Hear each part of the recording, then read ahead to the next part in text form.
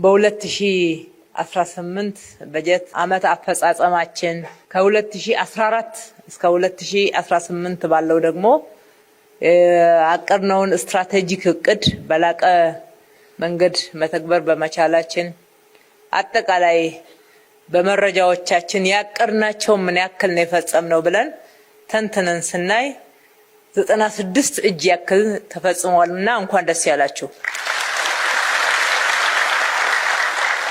ይሄ በብዙ ውጣ ውረድ ውስጥ ታልፎ የተገኘ ውጤት ነው። ይሄንን ካልኩ በኋላ አጠቃላይ ስራችንን ሁሌ ስንገመግም በሚዛኑ ነው የምናየው። አንዱ የጥንካሬያችን ምንጭ እሱ ነው። ጥንካሬዎቻችንን እና የመጡ ውጤቶችን አንሸፋፈንም። በውጤቶቻችን በሚገባ ቆጥረን ሁላችንም አንድ አይነት የመረዳት ደረጃ ላይ እንድንሆን እያደረግን እንዲገለጹም እያደረግን ነው ስንሰራ የመጣ ነው። አንደኛ እሱ በጥንካሬ እንመለከተዋለን። ሁለተኛ ችግሮቻችንን አንሸፋፈንም።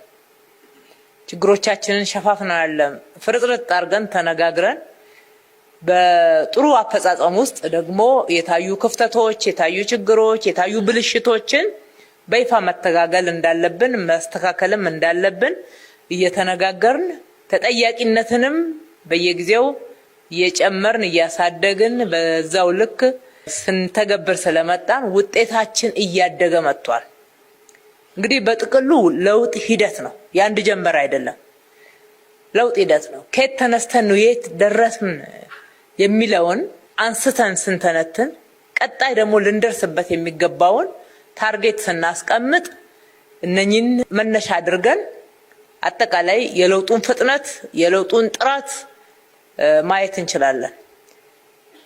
ከተነሳንበት ካለፍንበት አጠቃላይ አስቸጋሪ ሁኔታና ከተገኙ ውጤቶች አንፃር አሁንም በጥንካሬ የምንመለከተው እጅግ በጣም ሚዛን ደፊ ነው። የሚቀሩን ስራዎች እንዳሉ ደግሞ መቀበል ያስፈልጋል። አንዳንዶቹ ሂደት ስለሆኑ በአንድ አቺቭ ሊደረጉ ስለማይችሉ፣ አንዳንዶቹ ደግሞ የአፈጻጸም ልዩነታችን የሚያመጣው ክፍተት፣ ሌሎቹ ደግሞ እዛም እዚህም የሚያጋጥሙን ተግዳሮቶች የሚጎትቱን በመፈጸም አቅማችን ልክ ያረካንባቸው እንዳሉ ማየት ተገቢ ነው።